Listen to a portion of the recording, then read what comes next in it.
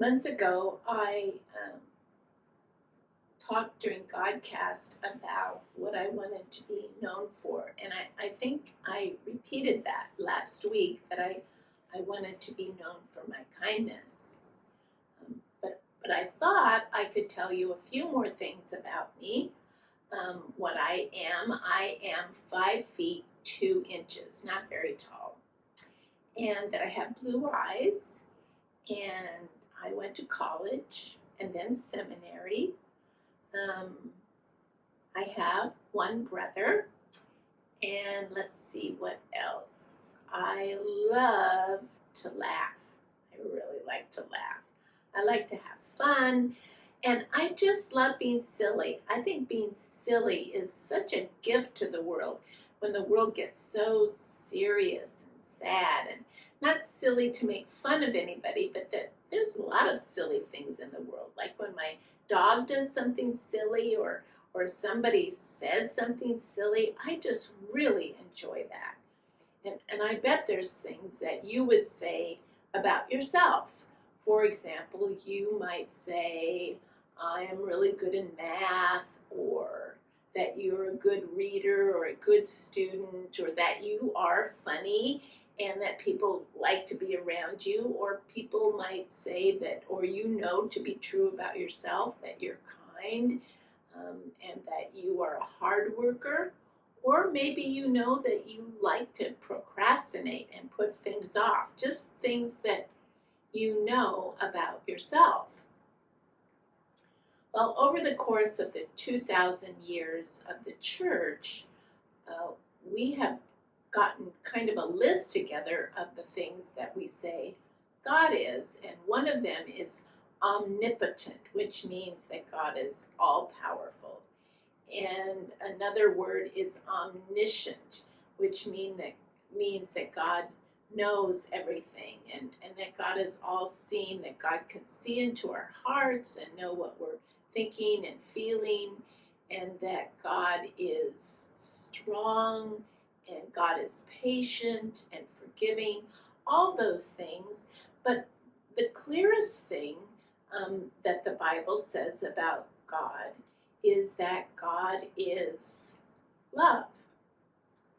And that all those other things, like being able to be powerful or strong or knowing things or seeing things, that all of that stems out of that very essence of who God is, which is love. So that God sees you and your mistakes and your failings and your things that you're successful at, and God sees that through a lens that is always love. And God uses God's power and knowledge and all those other things through a lens or a filter of love, and that's God's first way of being in the world. When I was growing up, the church that I belonged to didn't necessarily teach that. They would say God is love, but then often they would say that God really, is disappointed when we sin. And so over the course of learning that, I became kind of afraid of God and worried that I would be so disappointing to God that maybe God's love wouldn't be given to me because I was a disappointment.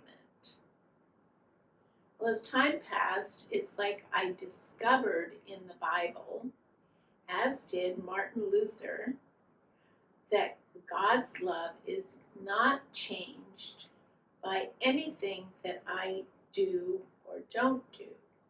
For Lutherans, we call that grace. That God's love for me is faithful, constant, and steadfast, which was very freeing for me. And when I began to really believe that and rely on it strongly, even when I did something crummy, I felt a lot of freedom, not to keep doing things that were ugly or mean, but freedom to extend God's love to others in my life, to be willing to forgive others who screwed up or made mistakes. And over the course of time, it occurred to me that that would be the main reason that I wanted to be a pastor. Knowing that God's love shaped my entire life and now my entire career, because my hope is always to communicate or tell others or be so loving to others that they might come to realize that God is love and that God's love, as I said, can be relied on no matter what we do or don't do. So the task of each one of us is to be God's love in the world. And the world is, I would use the word, almost desperate for that kind of thing. That as you and I are loving in the world, that we can effect a change in not just one person's life, but maybe in history. And we know that from reading history, that there are people who were so remarkably loving and brave about loving that they changed things. Martin Luther King Jr. was one of those people. And there was a woman who fed the poor and the hungry in New York City who's very famous for her love, Dorothy Day. You might look her up and read about her. And some of you may have heard of Mother Teresa. She was in India, and her love for people who were sick and dying was so remarkable that she is considered a saint. Living God's love in the world can change people's lives and history. So that's part of what it means to be a disciple, is to be God's love in the world.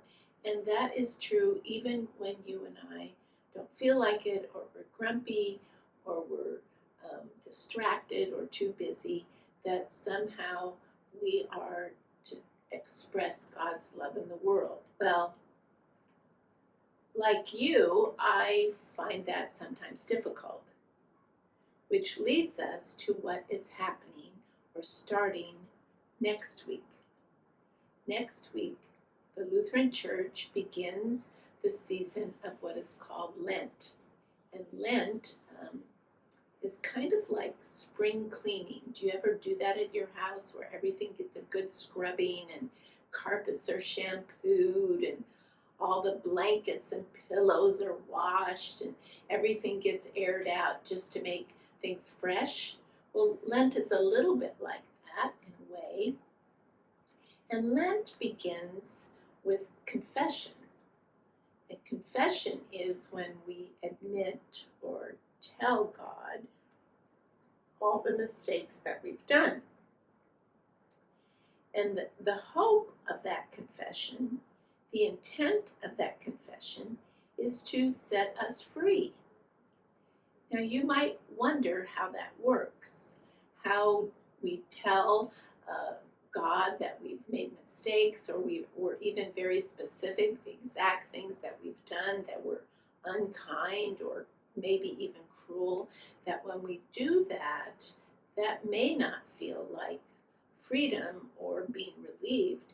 But God's hope is that once we've made that confession, told God that we will remember that God is love, and one expression of God's love for each of us is forgiveness. Wow.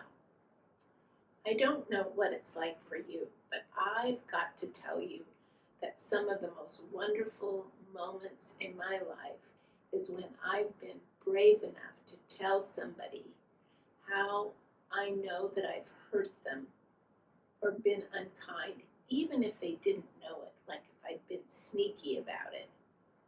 So when I've told them, confessed what I'd done wrong, and they were willing to forgive me, I cannot express what a wonderful feeling that is. At first, when they forgive me, I feel kind of ashamed or embarrassed or guilty, but the more I think about it, the more I think of, wow, that's all gone, and we can begin anew, and I can begin to be loving and kind to that person without the burden of worrying, will they find out or say something about what I did that was wrong, but it's just erased.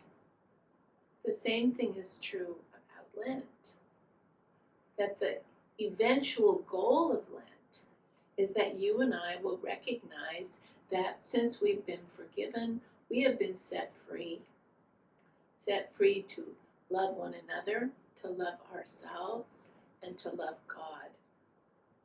It is an incredible thing. And I'll tell you, many people struggle with that their entire lives, because the world will remind us sometimes too much of the mistakes that we've made. And people will bring it up over and over again. Remember that time, blah, blah, blah, blah, blah. But you and I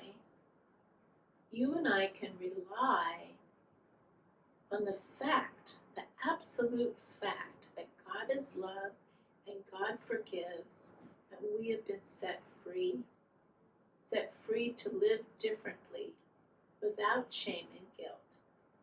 Now, as time goes on, there'll be other things that we do that cause us to be ashamed and guilty, but we can always come to God and receive that wonderful forgiveness that sets us free, which is how you and I are supposed to live in the world. That's right. That when others do us harm, say unkind things, even when they're sneaky and they do it behind our back, that eventually God hopes that we are able to forgive that kind of behavior because we've been forgiven, and we know the kind of freedom that it brings to those who need to be forgiven. So I'll pray for you during this season of Lent. I would love it if you prayed for me. I'm going to really work on being true to God as love in my life, to be loving, to pay attention to that. And because I'm going to do that, I also hope that I just am so eager and willing to forgive others who've harmed me. Ugh, wouldn't that be a relief? Wouldn't that be such a wonderful experience of freedom? I hope the same for you. Will you pray with me now? Dear God, thank you for all the things that you give to each one of us that we can do, like spell or read or run or all the things. And help us to know that the very essence of who you are is love, so that we would trust you to forgive us. And help us to, during this Lent, to be willing to tell you all the ways in which we know that we have disappointed your hope for us to love our neighbors as ourselves, so that we might begin to live in the freedom of your forgiveness and help our hearts to be willing to forgive others too. Amen.